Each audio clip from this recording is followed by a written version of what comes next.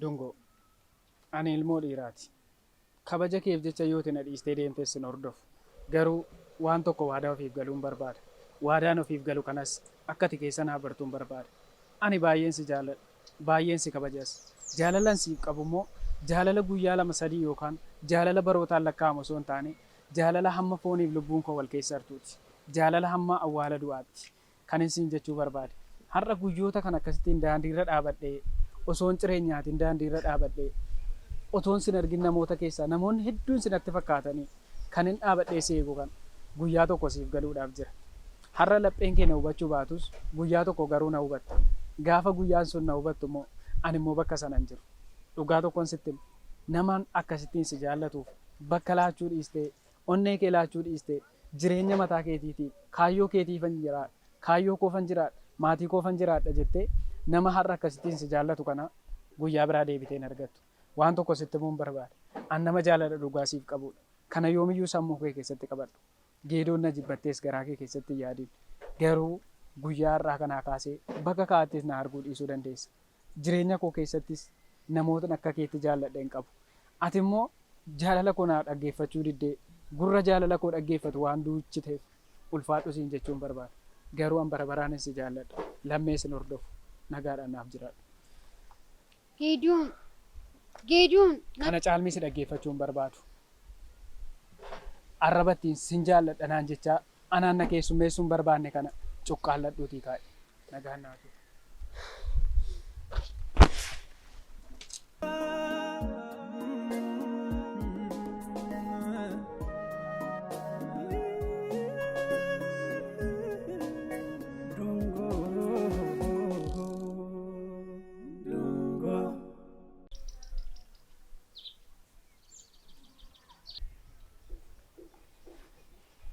Chala.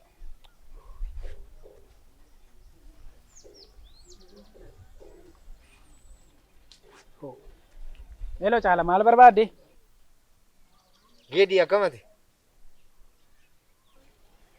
Chala waan tokko sitti himu sii danda'ama taanaan bilbila koo bilbila kee irraa balleessi yookaan asiin bilookii si godhe natti hin bilbiliin bakka.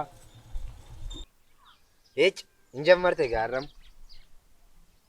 Maal har'ammoo maal taate? Si gaa natti hin bilbilinii. Hin barbaaduun jedhe natti hafuur iyyummichi. Haalan keessa jiru beektu miti. Kanaafuu natti hin bilbilinaa bakka hiriyyummaan barbaadu. Natti hin bilbilinaa isin gaa bakka.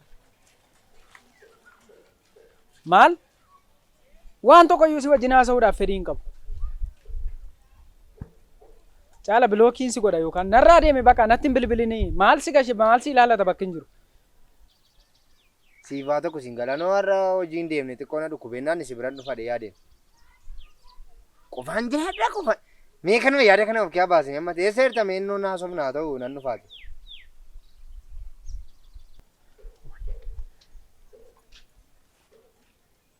Waan tokko waadaa galtaa waan natti himachuu barbaadde dhimma natti himachuu barbaadde duwwaa qofa dhuftee natti himattee deebita. Malee dhimma namaa dhimma koo waan si galchuun qabu. Dhimma natti himachuu barbaadde duwwaa kottuutiin natti himadhuu deebi. Daqiiqaa muraasa. Gara olii. Ni boo'ichuma kee kana yoom akka dhiistu naan galle mee maal akkatti rakkatte nan dhufaana eeggachumatti. Tole sin eegaa. Eech kun immoo boo'ichisaan nu intalattiima sana dhagaarras argamu.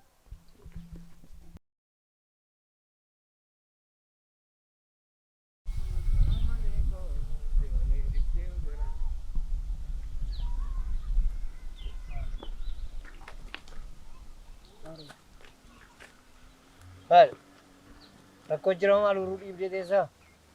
Yeroo hundaa ulaasa'u yeroo hundaa fuula gammachuu ilkaan kolfaa kana baattanii deemuudhaan maaltu rakkoo jira? Yeroo hundaa gaafa nuti dawwal naan dawwalinaa qofaan jira. Bineensa ta'uu barbaaddeeti. Isinii wajjin taa'uudha qophaa jiraachuu naa wajjin. Dammo waliin caaltanis immoo. Mee amma sadii isiiti obbo Gaarummaa sitti dubbatee namticha sana.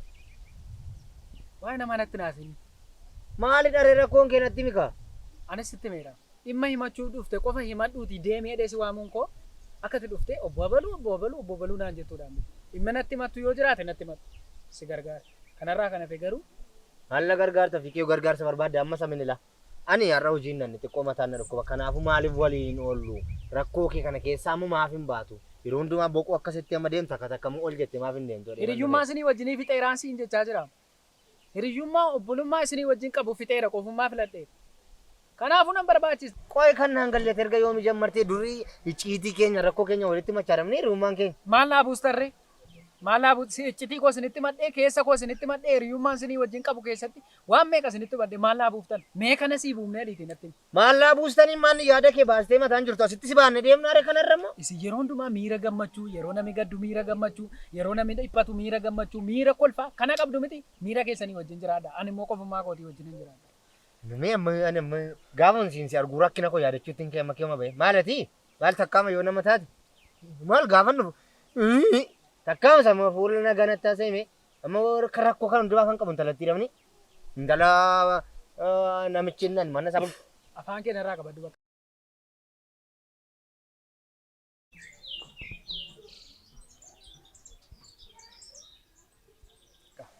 Dhimmatti dhufteef kanaaf hidhamu? Turime. Dhimmatti dhufteef kanaaf hidhamu? Qoy namannaa dawwale nam. Caalo maal dhufee kaasuu maal maal akkuma nuffaa kaastoo eessa jirtu? Maal eessan jira ree maal beektamni? Bakka geeddoon bukkeen jira kun ammoo sabra sittaasaan jira rakkoo masaa wallaale bakka rakkoo rakkinu masaa kana tunnu bakka. Har'a immoo maalin ta'e sanan ta'e sila rakkinni isaan numu kottu mee mi'aas kottuuti yoonni afaan isaa yoo tittaasoote sitti mee beeku. Nama natti waamnee haafu. Maal dhuma itteetee anuma achuma jirraami iddoo maal manuma isaan jettu iddoo manni taa'u dhaqqa. Deemana hin gaddaamu? Daddafi gaa daddafi. Utuun sossoboon qaatan sammuu koo dhabe amma fiigooti. Tole hojiin galleet? Bakka dhufaan jira na eeggachumatti. Eshi. Afuuftu haala kee kan.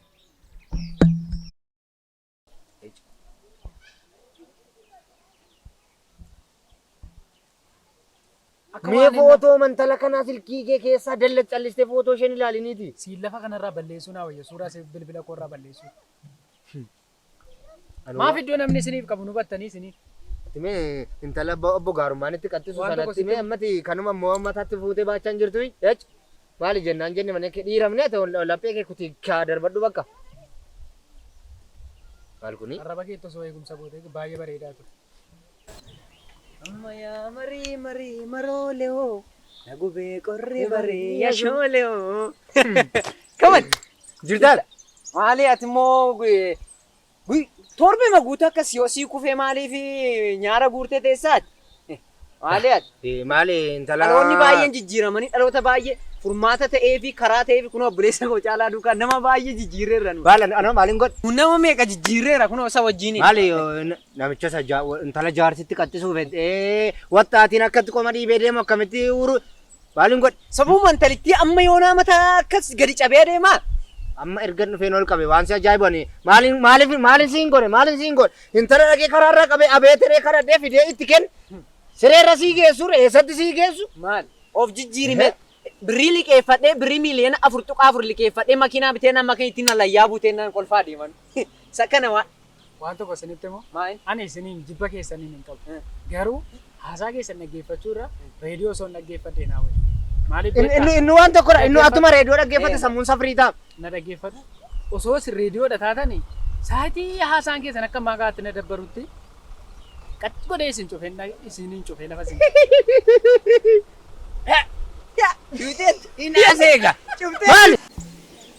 Maal al tokko nagaan argadha meen irraa callisaa.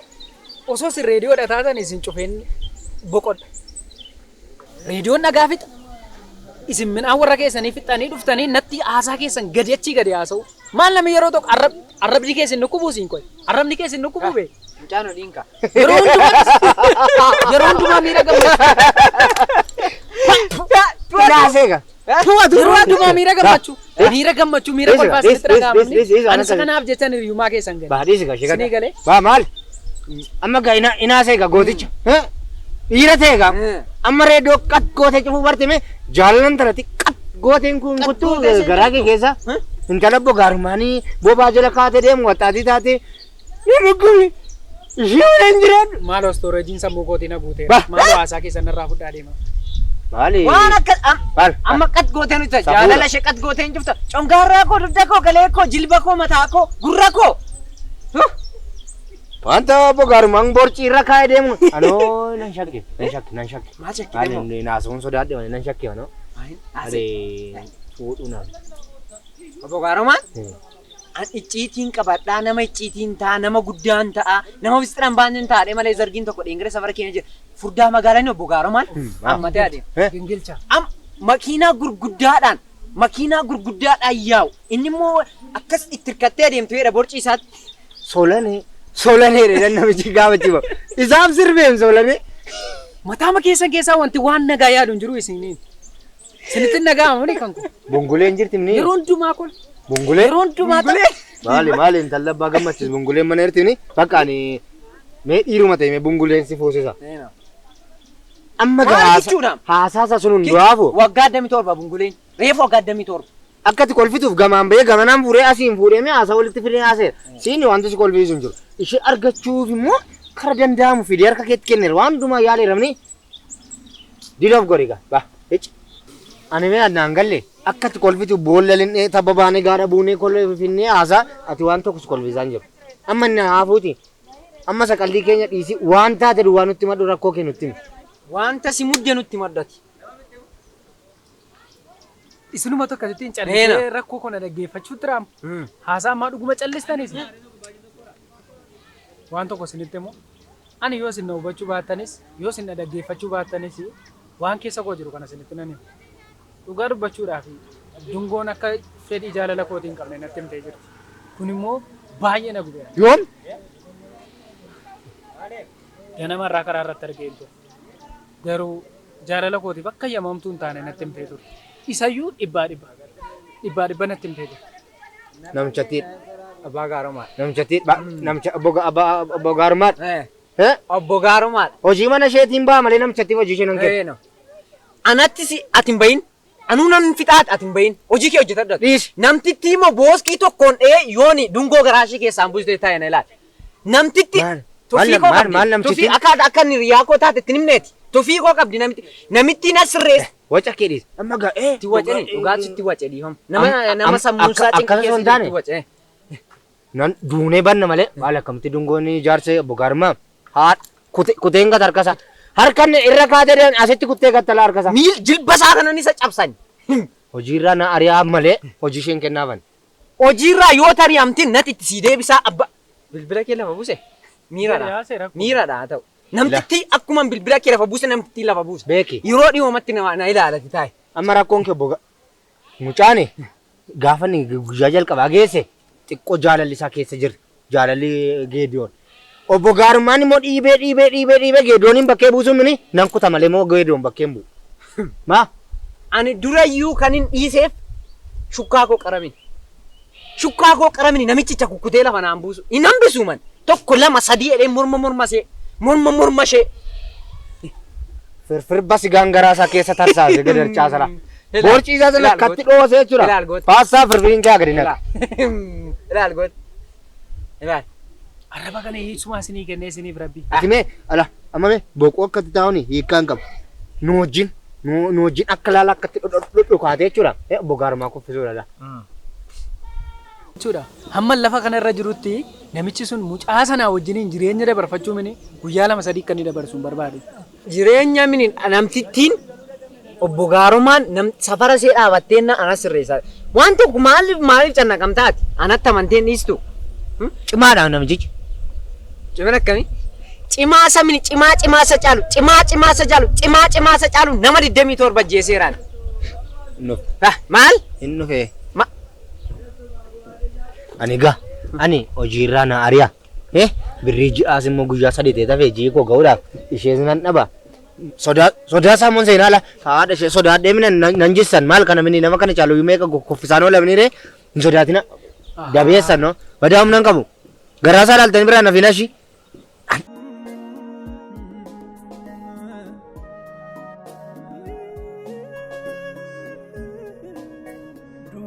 Taphatthabila naannessiiti lafatti rukutu. Mindaa mayyoo akka naa dabaluuf hojiirra naariyaa waan ta'eef nan ba'a. Gocha sodaatina. Akka gootu mindaa naa dabalus godhe. Maala anaafuu nagaadhaa muka sana jala dhaqee gadi dhufa. Sabara namni sabara wawwachuu jalqabe immoo beektanii yeroo inni dhiira. Dhaqiiqa.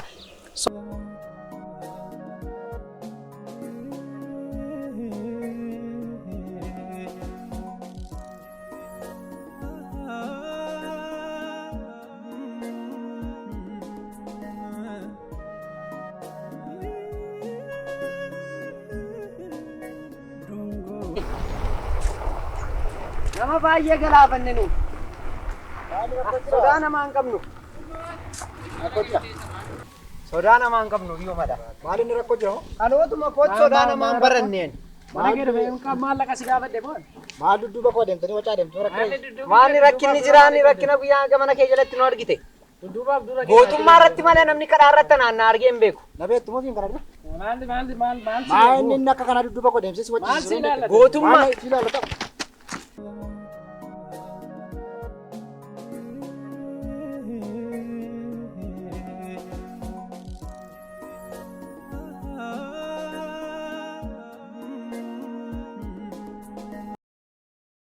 Ergaa maalii baay'eetu? Maali gooftaa waan tokko waan hin beekun qabu andi dingatuma dudduuba kee bu'ee deemaa jiru. Isaanti inni dungoo jaallata. Dungoon ishee kan? Maala wal Eewu si ergi. kunuunsa wajjin hin dhufee mucaa caalaan immoo mana keessanii hojjetu isadha kan jalqaba waan kana nu jalqabsiisu isadha kan lafa nan buusa garaasaa keessan buusa funyaansaa keessan buusa dhiinnis nitti facaanaan wayyaa han uffadhee dhufe kunoo itti ofirraa xaxxara gara dhiinni natti facaan caalaadha kan jalqaba balleessaa qabu waan hin godhan inni immoo dungoo jaallata. Ani waan tokko balleessaa hin qabu caalaan mataan isaa mana keessaniitii maqaanii fuudhee nagarateera mana hojii keessanii. Kanaan duras birrii 400 fudhateera isa isin waatti itti lalaattan keessaa. Narraa nyaatte gadhee. Gadheedha isheen. Anuu gadheedha malee kan hin dhaabbii keessan dhaabadhe. Dhaabbii nama gurguddaa maal hojii dhaabatu ani balleessaa hin qaba dhugaa. Amma akka gootu. Mucaan hin du'e moo akkam ta'e? Qaa'e. Qaa'edha. Atuu garaatti dabalatan. Anuu ittiin dabalama qaa'edha. Dhagaa jirtanii. No. Kana booda sinii dudduuba koo adeemu miti. Maal fuudha? Karaa kanarra darbaa jira taanaan. Kilaas tamaariyyuu nan dhiisan. Dhugaa rabbii. Haa ta'u. Kana booda tarkaanfii mataa koos haa ta'u fudhadha. ishee caalaadha siraaf immoo. Isin wajjin inni caalaa immoo nan doorsisan iyyuu. Nan godhaaf. Nanuu godhaaf isheef. Argatta hojii ishee. Inni argatta hojii ishee. Caalaan namatti hedatti isa isheen nama jala adeemti oduu funaantu. Ani beeka mistira ishee. Bara baay'ee mistira ishee qabadhe waan baay'ee sin jalaa nagad. Haa ta'u qoqqoon na qabadha. Anuu nan qabadha harka keessan hin joorsiina. Afaan kee itti qabadhuuti. Isheen narraa nyaatte isheen natti ajooftuuf. Isheen gatii isheen allaadha. Anuu nan laadhaaf. Calluma. Yeroo si kadhate si laadhu fedhe. Maalti na kadhate naan immoo olii gara ajaan jaan hin galuu fi lubbuu olfadhe. Amma karaa dhuftaniif. Inno qofaa makoon sokka kaan naacisu. Baadhadhu sokki. Lakki naacisu. Haa ta'u. Walirra ishee buusanii.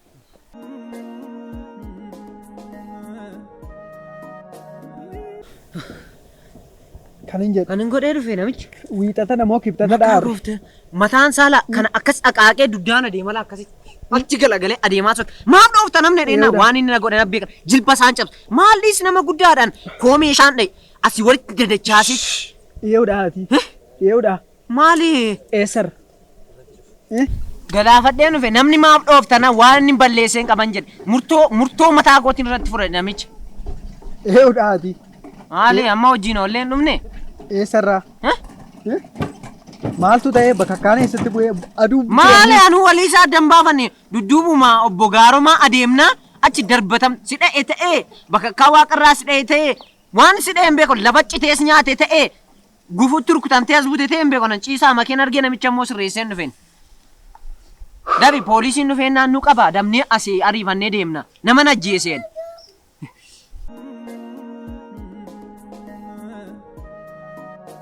Kai gakka goonu waaqayyo lubbuu keenya oolcheera. Jallis. Lubbuu keenya oolcheera waaqayyo kai. Qohi situ dhayeemini. Maal rukutaati immoo? Maal akka warri dhudhuukaadhe maal siin jedhe bogarmaan. Anta kaasa nama cimaadha qilleensarra kaana innaan malee inni bu'u. Akka gootu abbaa gaarummaa gorsee hin gadhiise. Gara maddii isaa kana gorsee gara garaa isaa kana gorsee. Jallis gurra kee qabee akkatti miilla isaa jala sinaan isaa maal siin jedhe. Ilaalaan oolemni gurra kee qabee maqaa koo dhoofteeta. Natu dhayinaan jedhe. Maal waan hin gorne hojii sodaadheen malee dhufee Atiin argine. bobbisaan irra bu'uuf hin ture. Atiin argine hin jedhe kan hin godhaa wali. Gurra mucaa akkatti Diinga talaa na kadhataa jira gurra koo qabee dhiifama naa godhedhaa jira gurra koo qabee. Yeroo maa kamiin bare beektaa? Yeroo namni hamma na ga'u anaan na dha'ee ati immoo nan rukutettu wal bukkee madaaleen akkati soba ta'e. Waaqatu sun oolche. Maanni gurroo sidii mare. Erga sin sokkitanii yaadadheef gadda garaa masaadhaan akka dingataa gurbaa wayitti akkas godhee bu'ee nama lama du'e. Akka gootani ollaan bultee beekaa akka itti bule abbaa beekadhani. Gallu Maqaa kootti dhoofteetta. maali afaan kootiin baase. Akkan kana isinitti meetti dhoofteetta maqaa. Maali waan akkasii beekamoon. Maal erga sin sokkitanii yaadadhe malee bogaarman nama jabaadha. Maalneet? Gadda namichi guddaan. Maalneet? Mucaanichi mana kootii hojjetu keessa jira waan kana keessa. Maali mucaan garraamiidha waan tokko harka keessaa hin qabu. Oduuma kana dhaabiima kanaan dhaabatu mucaan hin Ani si lafa kanarraa waan hojii sana hojjedheen jiraadha. Hojittii irraa ari'ameennaani olin si erga. Olin si erga beeki. Arrayyuu ol ergamnee Isaan itti fufsiisa la. Osoo wal duukaa ol ergamtanii. Dhaqa. Jedha. An keessa hin jiru. Ol ergamaas gad ergamaas an keessaa isinii beera karaa koo. Waa'ee dungoo Amma kanas namni na harkatti badee ol. Lubbuu namaa balleessaan ol. Gurra qabeena kadhataa ol. Dhiifama manaa godi balleesseera. Jallis. Lubbuu kobba. Waa'ee dungoo waa'ee bogaarummaa kanaan booddee natti kaasteennaani siin ajjeessa. Dhimma harka namaatti duunga.